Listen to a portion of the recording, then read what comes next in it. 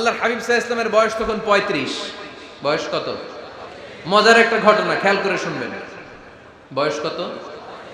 ৩৫। কাবা ঘরের পুনর্নির্মাণ হবে। কাবা ঘরের ৪টা কর্নারের একটা কর্নার আছে আর রুকনুল হাজারিল আসওয়াদ, যেখানে হাজরা আসওয়াদ পাথর থাকে, ওইটাকে সরানো হয়েছে। এখন কাবা ঘরের নির্মাণ শেষ, ওই হাজরা আসওয়াদ পাথর নিয়ে এটার কর্নারের মধ্যে সেট করা হবে। কিন্তু কে রাখবে? কারণ হাজরা আসওয়াদ তো যেন তেন পাথর নয়, জান্নাতি পাথর। কিয়ামতের দিন এই পাথরের ভেতরে আল্লাহ একটা জিহ্বা দিবে, দুইটা চোখ দিবে। এই পাথর বলবে, আল্লাহ এই লোকগুলো আমারে চুমু দিয়েছিল, এর উসিলায় আজকে তুমি তার জান্নাতে ঢুকায় দাও। তো এটা অনেক সম্মানিত পাথর, এই পাথরকে বহন করাটাও সম্মানিত। ৪ দলের মক্কার ৪ নেতা বলে এই সম্মান আমরা হাতছাড়া করতে চাই না, কেউ এই পাথরে হাত দিতে পারবে না। এক নেতা কয় আমি নিব, আমি নিয়ে এটা কাবা ঘরে রাখবো। দ্বিতীয় নেতা বলে না, এই পাথর আমি অন্য কাউরে দেব না, এটা অনেক সম্মানের, অনেক প্রেস্টিজিয়াস ইস্যু, আমি এই পাথরটা হাতে নিয়ে কাবা ঘরে রাখবো। তৃতীয় নেতা বলে না, রক্তের গঙ্গা বইয়ে দেব, কিন্তু এই পাথর কাউরে দেব না। চতুর্থ নেতা বলে না, আমি নেব। কিলাকিলি আছে না নাই? পাথর কয়টা?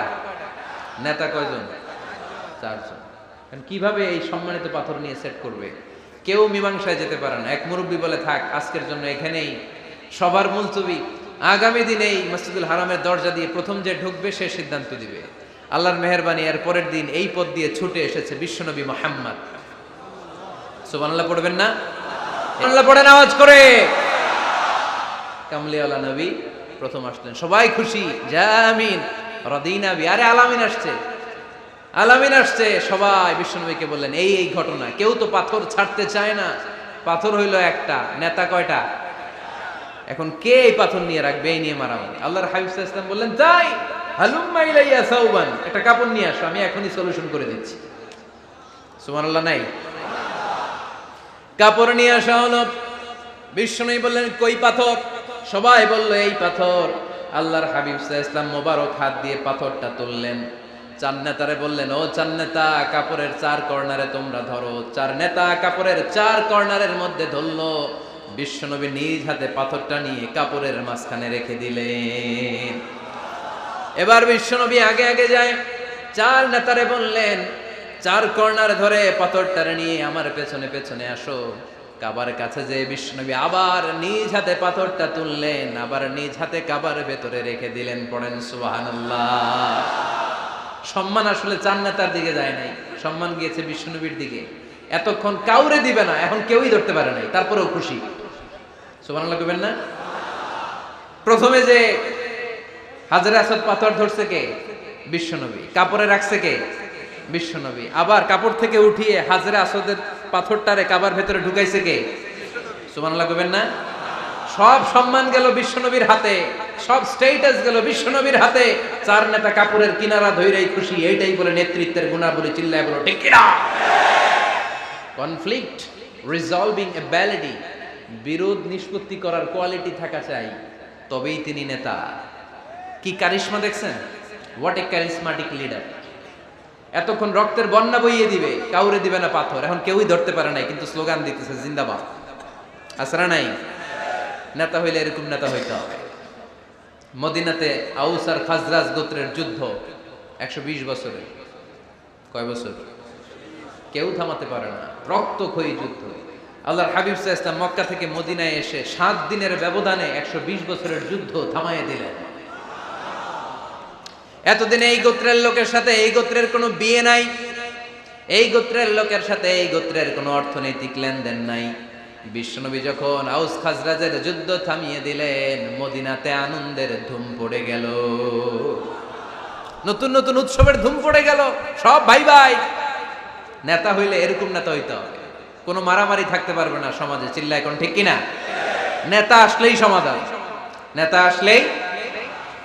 সহিহ বুখারীতে একটা কিতাব আছে, কিতাবুস সুলহ, মীমাংসার অধ্যায়। একটা বাব আছে, বাবু কওলিল ইমামি লি আসহাবিহি ইযহাবু বিনা নুসলিহ বাইনাহুম। ইমাম সাহেবের এই কথা যে আমাদেরকে নিয়ে চলো, আমরা মিলাই দেব, এটা আল্লাহ রাসূল সাল্লাল্লাহু আলাইহি ওয়াসাল্লামের একটা বিখ্যাত ডায়ালগ। ডায়ালগটা কি খেয়াল করে শুনেন। যুদ্ধ মারামারি আর ঝগড়া শুনলেই আল্লাহ রাসূল সাল্লাল্লাহু আলাইহি ওয়াসাল্লাম বলতেন ইযহাবু বিনা নুসলিহ বাইনাহুম। আরে আমরা আছি তো, আমগরে নিয়ে যাও না, আমরা মিলাই দিব। সুবহানাল্লাহ পড়েন। মারামারি দেখলে বিশ্বনবী মিলায় দিতেন। আল্লাহর হাবিব সাল্লাল্লাহু আলাইহি ওয়াসাল্লাম বলতেন, আলা উখবিরুকুম বিআফদালি দারাজাতিন মিনাস সালাতি ওয়াস সিয়ামি ওয়ান নুসুক, রোজা, নামাজ, সালাতের চেয়ে বড় একটা সওয়াবের কাজ আছে, ওটা কি আমি তোমাদের বলবো না? সাহাবারা বললেন, সেটা আবার কি? বিশ্বনবী বললেন, ইসলাহু যাতিল বাইন, দুইজন ঝগড়া করতেছে, তুমি ঝগড়া না লাগায় দিয়া মিলাই দিবা, এর চেয়ে ভালো কাজ হয় না। জোরে কোন ঠিক কিনা? সবচেয়ে শ্রেষ্ঠ কাজ। নোয়াখালীতে আগুন লাগলে আপনারা কি দিয়ে নিবা? কি দিদায়? পানি। অনেকে ওই জায়গায় তেল ডালে। জ্বলতেছে কি? আগুন। আগুন নিবানোর জন্য ঢালবেন কি? অনেকে ঢালে কি? তেল। আহা, না, আপনি থামায় দিবেন, মিলাই দিবেন। আপনার জন্য ভালো জিনিস মিলাই দিবে কে? 7 নাম্বার, ফারসাইটেডনেস, দূরদৃষ্টিতা, ভিশনারি অ্যাটিটিউড, ফিউচারিস্টিক। নেতা অনেক দূর দেখতে পায়, তিনি দূরদর্শী। কর্মী যত দূর দেখে, নেতাও যদি তত দূর দেখে, দেশ চলবে? কথা বলেন। কর্মী যদি দেখে 500 মিটার, নেতার দেখতে হবে কয় মিটার? 1000 মিটার। কর্মী যদি দেখতে পায় 1000 মিটার, নেতার দেখতে হবে কয় হাজার মিটার? 2000 মিটার। কারণ নেতা হবে ফিউচারিস্টিক, ভিশনারি, স্বপ্নবাজ, স্বপ্নচারী। নেতাকে স্বপ্ন দেখতে হয়, ওই স্বপ্ন জাতিকে দেখাতে হয়। চিল্লায় বলেন ঠিক কিনা? মানুষ তার স্বপ্নের সমান বড়। আপনি কত বড় আপনার স্বপ্ন শুনলে বোঝা যাবে। স্বপ্ন সেটা না যেটা মানুষ ঘুমিয়ে ঘুমিয়ে দেখে, স্বপ্ন সেটা যেটা অর্জনের আকাঙ্ক্ষা মানুষকে ঘুমাতে দেয় না। আল্লাহর হাবিব সাল্লাল্লাহু আলাইহি ওয়াসাল্লাম স্বপ্ন দেখিয়েছেন সাহাবাদেরকে, বিশ্ববিজয়ের স্বপ্ন, ইসলামকে বিজয়ী শক্তি হিসেবে দেখার স্বপ্ন। চিল্লায় বলেন ঠিক কিনা? আল্লাহর হাবিব বলতেন, ইন্নাল্লাহা জাওয়ালি আল আরদা ফারাআইতু মাশারিকাহা ওয়া মাগারিবাহা। আল্লাহ তাআলা গোটা বিশ্বটাকে ছোট্ট করে আমার সামনে দেখিয়েছে। আমি ফুটবলের সাইজের এই পৃথিবীর প্রাচ্য পাশ্চাত্য, ডানে বায়ে সামনে পেছনে সবটাই দেখেছি। ওয়া ইন্না মুলকা উম্মতি সায়াবলুগু মা জুবিয়ালি। যত দূর আল্লাহ আমারে দেখিয়েছে, তত জায়গায় লা ইলাহার পতাকা পথ পথ করে একদিন উড়বে। কোন একদিন এদেশের আকাশে কালিমার পতাকা উড়বে। সেদিন সবাই খোদাই বিধান পে দুঃখ বেদনা ভুলবে। এটাই আমাদের স্বপ্ন। চিল্লায় বলেন ঠিক কিনা? স্বপ্ন দেখতে জানতে হয়। সুলহে হুদাইবিয়া চলতেছে, সন্ধি। 1400 সাহাবা নিয়ে বিশ্বনবী মক্কায় আসলেন উমরা করতে। কাফেররা বলে, গো ব্যাক, অ্যাবাউট টার্ন, ফিরে যাও, হবে না। আল্লাহ রাসূল সাল্লাল্লাহু আলাইহি ওয়াসাল্লাম অনুরোধ করলেন, দাও না, উমরার নিয়ত করে এসেছি। ইজার আর রেদা পড়ে কাফেররা বলে, না, আগামী বছর, এই বছর হবে না, চুক্তি করো। চুক্তির মধ্যে লেখা হলো, মা খাবা আলাইহি মুহাম্মাদুর রাসূলুল্লাহ। ঠিক আছে, চুক্তি 10 বছরের, মুহাম্মদ রাসূল সাল্লাল্লাহু আলাইহি ওয়াসাল্লামের পক্ষ থেকে চুক্তি। কাফেররা বলে, না, আমরা তো তোমার রাসূলুল্লাহ মানি না। তোমার রাসূলুল্লাহ মানলে তো মা সাদাদনাকা আলা শাই, তোমার সাথে কোনো ঝগড়াই নেই, রাসূলুল্লাহ কাটো। সাহাবীরা তেড়ে উঠলেন। ওমরে ফারুক বলেন, মুখ সামলে কথা বল। সুহাইল ইবনে আমির, তোর জিহ্বাটা আমি টেনে ছেড়ে ফেলবো, সাবধান। আমার নবী শেষ নবী, শেষ রাসূল মুহাম্মদ রাসূলুল্লাহ কাটার ক্ষমতা কারো নাই। আমি ওমর বেঁচে থাকলে কেউ কাটতে পারবে না। বিশ্বনবী বললেন, ওমর সরে যাও, কেটে দাও। সুবহানাল্লাহ কইবেন না? মুহাম্মদ রাসূলুল্লাহ কাফেররা মানে না। কাফেররা কয়, তুমি লেখো মুহাম্মদ ইবনে আব্দুল্লাহ, আব্দুল্লাহর বেটা মুহাম্মদ। কারণ মুহাম্মদ রাসূলুল্লাহ যদি এই সন্ধিতে থাকে, চুক্তি, তার নিচে আমরা সিগনেচার করি, তার মানে এটাই প্রমাণ হয়ে যায় আমি তোমাকে রাসূল বলে মানি। আমরা কাফেররা তোমাকে রাসূল বলে মেনে নিয়েছি। নো, তোমরা রাসূল বইরা মানলে তো খেলা এখানেই শেষ। কাটো, রাসূলুল্লাহ লেখা যাবে না, লিখতে হবে আব্দুল্লাহর বেটা মুহাম্মদ। কোন সাহাবারা রাজি হয় না। কথা শুনতেছেন? সাহাবারা বলে, রক্তক্ষয়ী যুদ্ধ হবে, আমার নবীর নামের পরে রাসূলুল্লাহ লিখতেই হবে। বিশ্বনবী বললেন, কেটে দাও। কারণ সাহাবারা দেখতেছে এতটুকু, বিশ্বনবী দেখে অতটুকু। বিশ্বনবী অন্য প্ল্যানে আগাচ্ছেন। বিশ্বনবী ভাবলেন, 10 বছরের যুদ্ধ বিরতি যদি হয়ে যায়, আমি আমার লোকদেরকে ঠিক করব। আমি তারবিয়া, তালিম, তাহজিব, তামাদ্দুন দিয়ে মদিনাটাকে একটা কল্যাণ রাষ্ট্রে পরিণত করব। আমি আমার ফোর্সকে সাজাবো, আমি আমার সাহাবাদেরকে প্রশিক্ষিত করব। এই 10 বছরের ব্যবধানে আমি গোটা বিশ্বকে ঝাঁকি মেরে কাঁপিয়ে নেব। কিন্তু সাহাবারা পড়ে আছে রাসূলুল্লাহর মধ্যে। সাহাবারা পড়ে আছে কই? সাহাবারা এর চেয়ে বেশি ভাবতে পারতেছে না। সাহাবারা বলে রাসূলুল্লাহ কাটা যাবে না, বিষ্ণু বলেন কেটে দাও। তার মানে নেতা কর্মী যদি দেখে 500 মিটার, নেতার দেখতে হবে 1000 মিটার। চিল্লায় বলেন ঠিক কি না? নেতার 9 নাম্বার গুণাবলী, a leader should be very strategic. নেতাকে কৌশলী হতে হয়। কৌশল না জানলে উনি নেতা হতে পারে? বলেন। ডিপ্লোম্যাটিক কোয়ালিটি, কূটনীতি যদি না জানা থাকে নেতা হইতে পারবে? আল্লাহর হাবিব সাল্লাল্লাহু আলাইহি ওয়াসাল্লামের মতো বড় কূটনীতিবিদ পৃথিবী দেখেছে? কথা কন না কেন? দেখেন কি ধরনের স্ট্র্যাটেজি আমার নবী ফলো করতেন। আমার নবী যদি যুদ্ধ করতে কোথাও যেতেন, অ্যাটাক করবেন ডান দিকে, অ্যাটাক করবেন কোন দিকে? খায়বার অ্যাটাক করবেন, খায়বার ডানে। বিষ্ণুনবী বের হতেন মদিনার বাম দিক দিয়ে। যাবেন কই? ডানে। আওয়াজ করে বলেন যাবে কই?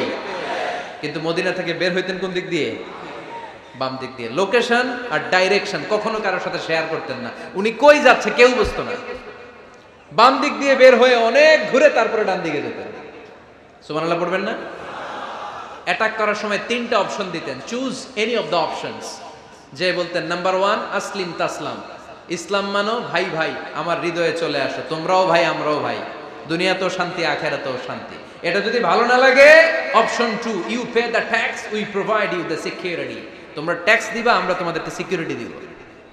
ইয়াতুনা আল জিজিয়াতা আন ইয়াদিন ওয়া হুম সাগিরুন, তোমরা জিজিয়া দিবা, আমরা সিকিউরিটি দিব। প্রথম অপশন মুসলমান হইলা না, আমাদের ভাইও হইলা না। দ্বিতীয় অপশন ট্যাক্সও দিবা না, কাফির থাকতে মনে চায় থাকো, খ্রিস্টান থাকো, ইহুদি থাকো, ধর্মান্তরিত হওয়া লাগবে না, খালি ট্যাক্স দিবা, ওইটাও ভালো লাগে না। 3 নাম্বার অপশন হচ্ছে the sword will decide what gonna happen among আস, তলোয়ার ফয়সালা করবে এখন কি হবে। সুবহানাল্লাহ কইবেন না? প্রথমেই যেই কোথাও অ্যাটাক করতেন বিশ্বনবী, সবসময় ডিফেন্সিভ মোডে থাকতেন, আত্মরক্ষার মোডে থাকতেন। আক্রমণ করা হলে মেনে নিতেন, ধৈর্য ধারণ করতেন। ধৈর্যের সীমা যখন ছাড়িয়ে যেত তখন বিশ্বনবী হাত তুলতেন, চিল্লায় বলেন ঠিক কি না? যুদ্ধের ময়দানেও যখন সেনাপতি পাঠাতেন বলতেন খবরদার নারীদের গায়ে হাত তুলো না, বৃদ্ধাদেরকে মেরো না, শিশুদেরকে মেরো না, ওই এলাকার পাদ্রীদের গায়ে হাত তুলো না, ওই এলাকার গবাদি পশুগুলোকে হত্যা করো না, গাছপালাগুলো ধ্বংস করো না। তোমাদের বিরোধী যোদ্ধারাও যদি তলোয়ার রেখে দিয়ে হাত তুলে বলে আল আমান, সিকিউরিটি সিকিউরিটি, আমরা আমান চাই, নিরাপত্তা চাই, তাকেও মেরো না। সুবহানাল্লাহ পড়বেন না? গোটা বিশ্বকে সভ্যতা শিখিয়েছেন। মক্কা বিজয়ের পরে গণধর্ষণ করেন নাই, গ্রামকে গ্রাম তিনি জ্বালিয়ে দেন নাই, হাজার হাজার লক্ষ লক্ষ শত্রুকে এক বাক্য দিয়ে ক্ষমার ঘোষণা দিয়েছেন, চিল্লায় বলেন ঠিক কি না? As a father, as a teacher, as a commander, as a leader, as a lawgiver, as a lawmaker, as a reformer of the society, Muhammad is the superman of the world. আওয়াজ করে পড়তে হবে আল্লাহু আকবার। কূটনীতি কারে বলে? Diplomacy কারে বলে? স্ট্র্যাটেজিক অ্যাটিটিউড কারে বলে? শিখে নেন। বদরের প্রান্তরে বিষ্ণু ঈসা ইসলাম উপস্থিত হলেন। ওই যে কাফেরদের তাবু, কাফেররা আসছে 3 দিন আগে, মুসলিম সৈনিকরা পৌঁছলেন 3য় দিন। এসে বিষ্ণু ঈসা ইসলাম সবাইকে বললেন কত হতে পারে কাফের, কেউ বলতে পারে না। 2 জন রাখাল পেয়ে জিজ্ঞেস করলে, এই রাখাল কয়দিন ধরে আছো? আমরা 1 সপ্তাহ ধরে এই বদরে আছি। শুনতেছেন? শুনতেছেন? উনি বললেন ওই যে কাফেররা যে আসছে কয়দিন আগে? কয় 3 দিন আগে। 3 দিন আগে। কত হবে সংখ্যা? কলু কাসীর, অনেক। কত হইতে পারে? রাখাল 2টা জানি না। আল্লাহ রাসূল সাল্লাল্লাহু আলাইহি ওয়াসাল্লাম চিন্তায় পড়ে গেলেন, কারণ ওনার যুদ্ধে অ্যাটাকের সিস্টেম ছিল শত্রু সংখ্যা কত এটা আমাকে জেনে নিতে হবে। সুবহানাল্লাহ পড়বেন না? অনেক কৌশল হাতড়িয়ে এবার বিশ্বনবী আবার রাখাল 2টাকে ডেকে পাঠালেন, বললেন কাম ইয়ানহারুনা কুল্লা ইয়াউম, ওরা আসার পর থেকে প্রতিদিন খাওয়ার জন্য কয়টা করে উট জবাই করে? এবার ওরা বলল প্রথম দিনে ইয়াউমান তিসআন, প্রথম দিন খাওয়ার জন্য উট জবাই করেছে 9টা। অফিল ইয়াউমি সানি 10, আর দ্বিতীয় দিনে উট জবাই করেছে 10টা। বিশ্বনবী বললেন তাই ইদান আল কওমু মা বাইনা 900 ওয়াল আলফ, তাহলে কাফেররা 900 থেকে 1000 এর মধ্যে হবে। কত ছিল কাফেরের সংখ্যা? বদরের যুদ্ধে কাফেরের সংখ্যা ছিল কত? 1000। কিভাবে নমুনা দেখে আলামত সংগ্রহ করতেন? ওরা কয়টা উট জবাই করেছে, 2 দিনে প্রথম দিন 9টা, দ্বিতীয় দিন 10টা। বিশ্বনবী হিসাব মিলাই ফেললেন যোগ বিয়োগ দিয়ে, কাফেরের সংখ্যা 900 থেকে 1000-এর মধ্যে হবে। হিসেব করে দেখা গেল 1000 সৈনিক এসেছিল সেই বদরের যুদ্ধে। চিল্লায় বলো আল্লাহু আকবার। স্ট্র্যাটেজি জানতে হয় না, তাকে কৌশল জানতে হয়। সর্বশেষ নেতার যে গুণ, এটা বলে শেষ করব, সাকসেশন ম্যানেজমেন্ট। নেতা ভালো নেতা বানায়া যায়, ঠিক কিনা? A good leader produces a good leader. একজন ভালো নেতা তখনই ভালো নেতা যখন সে নতুন করে ভালো নেতা তৈরি করে দিয়ে যায়, ঠিক কিনা? সে যদি নতুন নেতৃত্ব তৈরি করে দিয়ে না যায়, সমাজ চলবে? চলবে? এটাকে বলে দি সাকসেশন ম্যানেজমেন্ট। আল্লাহ রাসূল সাল্লাল্লাহু আলাইহি ওয়াসাল্লাম ভালো সাকসেসর রেখে গিয়েছিলেন, এমন কিছু যোগ্য নেতৃত্ব তৈরি করে গিয়েছিলেন, উনার পরে টানা 30 বছর নেতৃত্ব নিয়ে মুসলিম উম্মাহকে 1 সেকেন্ডও ভাবা লাগে না। চিল্লায় বলো মুসলমান, ঠিক কিনা? ভালো নেতা বানায়। নেতা খালি নেতৃত্ব দেয়, উনি কোনো নেতা বানায় নাই। এটা কি নেতা? কথা বলেন। এবার উত্তর দেন। আমার নবী ইন্তেকালের আগেই যোগ্য নেতৃত্ব তৈরি করে রেখে গিয়েছিলেন কি জান নাই?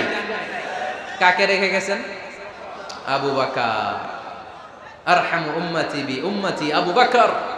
এই উম্মতের সবচেয়ে রহমদিল। আর কারে রেখে গিয়েছেন? ওমর। আশাদ্দুহুম ফি আমরিল্লাহি ওমর। আল্লাহর জমিনে আল্লাহর দ্বীন বাস্তবায়নে সবচেয়ে কঠোর ছিল ওমর। ওনার ক্যারেক্টারিস্টিক এমন ছিল, কথার আগে হাত চলতো, জোরে কোন ঠিক কিনা? আল্লাহর হাবিব সাল্লাল্লাহু আলাইহি ওয়াসাল্লাম বলতেন, লা নাবিয়্যা বা'দি ওয়ালা রাসূলা। আমার পরে নবীও নাই, রাসূলও নাই, তবে লাউ কানা বা'দি লাকানা ওমর। আমার পরে যদি নবী হওয়ার যোগ্যতা কারো থাকে, আমার ওমরের সেই যোগ্যতা আছে। প্রভু তুমি বলেছো রাসূল দেবে না, বলনি দেবে না ওমর, বলনি দেবে না হামজা তারি, খালিদ বিজয় সমর। প্রভু তুমি বলেছো রাসূল দেবে না, বলনি দেবে না ওমর, বলনি দেবে না হামজা তারি, খালিদ বিজয় সমর। প্রভু তুমি বলেছো রাসূল দেবে না। সুবহানাল্লাহ পড়েন।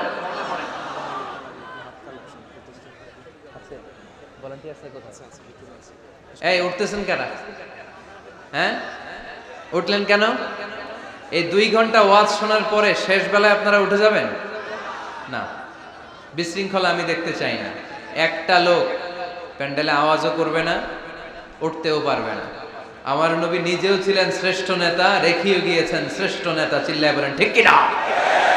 সাইয়েদনা আবু বকর, সাইয়েদনা ওমর ফারুক, উসমান যুন্নুরাইন, আলী রাদিয়াল্লাহু তাআলা আনহু যোগ্য নেতৃত্ব হাতে কলমে প্রশিক্ষিত করে ওনাদেরকে রেখে গিয়েছেন। তাই মুসলিম উম্মার আর নেতৃত্বের সংকটে পড়া লাগে নাই। জোরে কোন ঠিক কিনা? জি।